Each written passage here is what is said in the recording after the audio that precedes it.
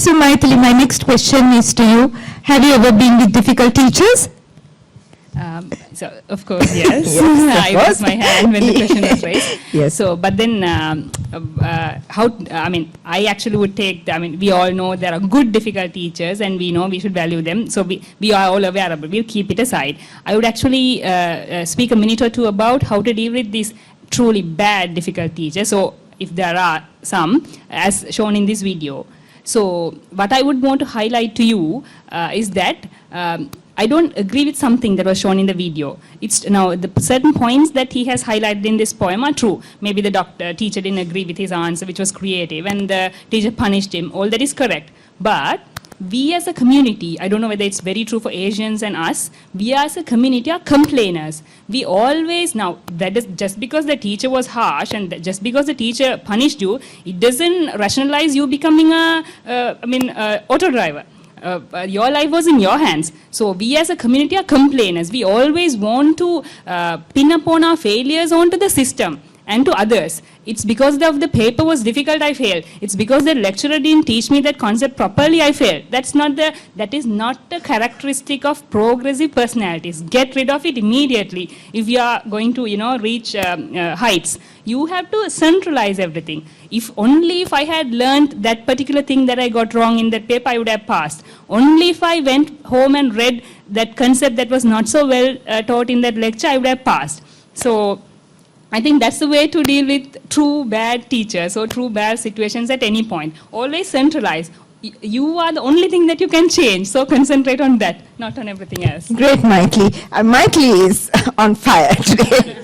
So she has some very interesting, thought-provoking, challenging thoughts to share with us. Now we move on. Prof. Soumya, are we discussing the ancient classification of the combinations of Guru Shishya?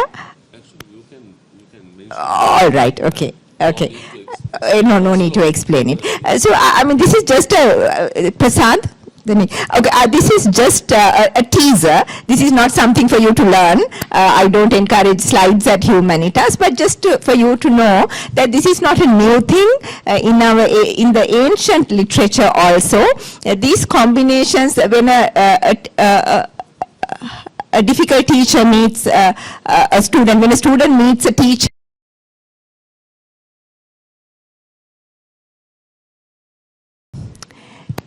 you see, those days, so the word Sankhya means holy or pure or good.